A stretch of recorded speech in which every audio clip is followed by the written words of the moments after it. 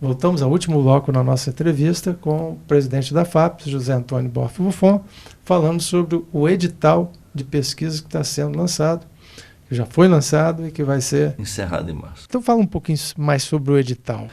Nós temos uma expectativa assim, de, com esse edital, mudar a conformação da oferta de pesquisa no Espírito Santo.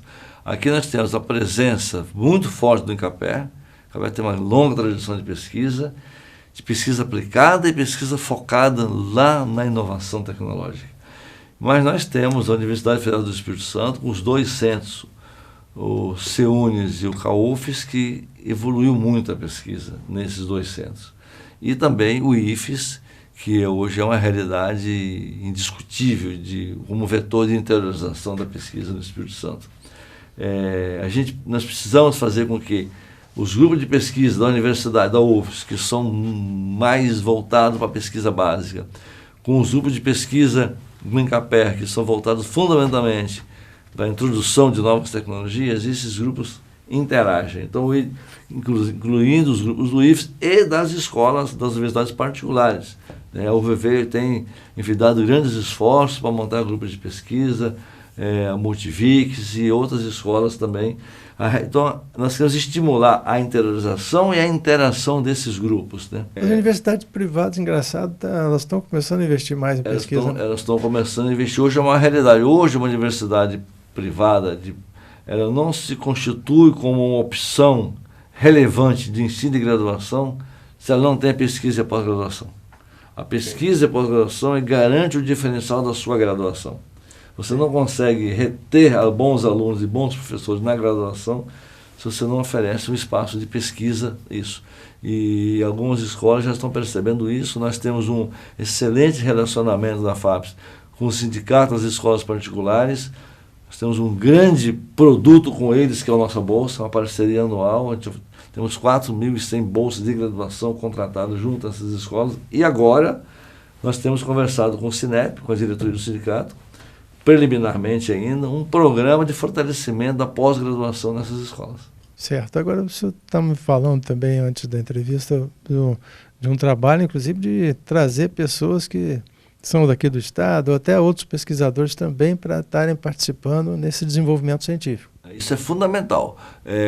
O ano de 2014 foi lançado um edital de fixação de doutores e um edital de desenvolvimento tecnológico regional, por 164 bolsas contratadas de pesquisa, com pesquisadores que vieram de outros estados para se fixar aqui, ou pesquisador nosso, ou aluno nosso que foi para um estado estudar e formou e gostaria de voltar. Então, se atrai, ou pessoas da região metropolitana que gostariam de fazer pesquisa no interior. Então, são esses três vetores. São 164 pesquisas dos mais variados temas no estado. Hoje, por exemplo, você tem um pesquisador no IFES de montanha, sim, desenvolvendo uma pesquisa de alto nível. Sim. De alto nível. Então, essa preocupação da FAPES... Cria novos núcleos, né? Cria novos núcleos e interioriza. No meu tempo, que eu era novo, que eu vim estudar em Vitória, é porque não tinha absolutamente nenhuma opção de estudar no interior. Hoje, uma pessoa que mora em montanha, Mucurici, Ponto Belo, Pedro Canário e adjacências, ele estuda no IFES de montanha, ele não precisa vir a Vitória, se deslocar, deixar a família. Lá tem hoje uma universidade, uma escola de ponta, e começando a fazer pesquisa de ponta no interior do estado. Inclusive, essa é a realidade de São Paulo e de boa parte do sul de Minas, é isso, é a interiorização da pesquisa, e do Rio Grande do Sul e Santa Catarina, são estados do Paraná também. São estados que interiorizaram fortemente a pesquisa, e por isso que geram cidades mais competitivas, geram cidades mais dinâmicas. Presidente, esse edital foi lançado lá em Itapina. Tem algum simbolismo nisso? Tem um simbolismo porque Itapina é uma escola agrotécnica das mais tradicionais do estado do Espírito Santo, né? Que se incorporou ao sistema federal de Distrito Federal, e também porque não pode deixar de reconhecer que fica na margem do Rio Doce, né? No momento de grande fragilidade do rio, das populações ribeirinhas, e uma forma também de reconhecer o trabalho pioneiro do IFES e o trabalho atuante do IFES nesse episódio do rio. Vamos dizer. Então, foi um conjunto de elementos que, por conta disso, o governador optou por ir lá fazer o lançamento. A realidade do Rio Doce hoje nos deixa muito perplexos. Perplexos pelo impacto, né, sobretudo lá no alto curso do rio e no afluente lá, que deságua no Rio Doce. Os impactos físicos são evidentes lá e não precisa ter muita pesquisa para você saber de fato o que aconteceu. No curso médio, no baixo curso do rio, os efeitos são menos impactantes, porém estão ali visíveis a todos. Acontece que no mundo globalizado das redes sociais, você tem opinião para tudo, né? Tem gente que diz que tem a tabela periódica no rio, né, que desceu todos os elementos. Tem gente que diz que a lama não é tóxica. Os órgãos de governo têm as suas pesquisas, a CESAM faz pesquisas, o pessoal do governo federal faz pesquisa. Importante é saber o seguinte, de fato, o quanto relevante é este desastre, essa lama que escoou pelo rio, para a mudança da dinâmica do rio. Nós tínhamos um rio, nós conhecíamos aquele rio. O rio estava em situação precária, não era por falta de conhecimento, mas sim por falta de atitude. Estudos das universidades do Espírito Santo e de Minas Gerais já conheciam profundamente o rio. Se sabia exatamente como recuperar o rio. Recuperar as margens, as cabeceiras do rio. E não foi feito por negligência, por falta de comprometimento de prefeituras e governos e população em geral. Então o rio estava numa situação muito precária. Este episódio introduziu uma nova questão.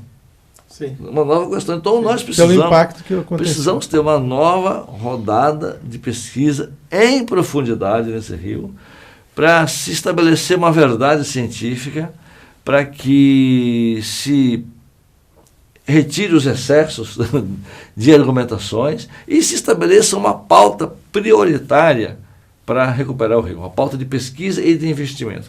Eu disse em Minas Gerais, nós assinamos um convênio de cooperação entre a nossa Fundação de Amparo à Pesquisa, a Fundação Amparo de Minas Gerais e o governo federal através da CAPES, para fazer um edital que se pesquise alguns temas relevantes em profundidade.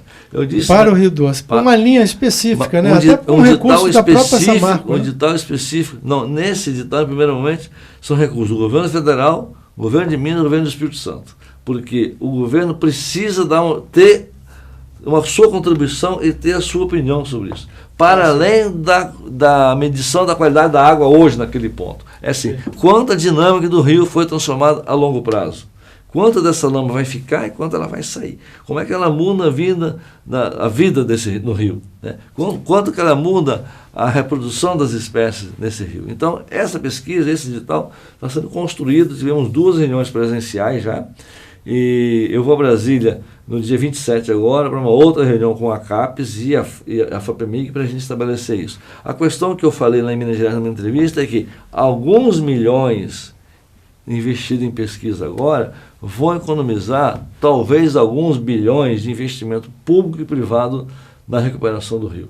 Então essa é uma equação importante, porque as pessoas não conhecem exatamente o que aconteceu. Eu falo, tem muitos especialistas de Facebook alarmando a população. Ou outros dizendo que as coisas são mais tranquilas do que são. Então tem que chegar ao ponto. É evidente que uma pesquisa em profundidade, ela leva tempo. Porque as pessoas não podem ser assim irresponsáveis. Não se pode confundir pesquisa com ações imediatas. Uma pesquisa em profundidade... Ações imediatas que podem ser tomadas. 2 a 3 anos. 2 a 3 anos. Evidentemente que em 6 meses você tem algumas conclusões, em 1 ano você vai ter mais conclusões, em 1 ano e meio, assim sucessivamente. Nós vamos fazer seminários semestrais com os pesquisadores para ir captando o quanto eles estão avançando. Mas resultados definitivos são de 2 para 3 anos. Ok, muito obrigado, presidente. O nosso tempo, felizmente, chegou ao final. Eu que agradeço e coloco sempre a FAPES à disposição da TV Ambiental, esse importante órgão de desenvolvimento do Espírito Santo. Obrigado. Música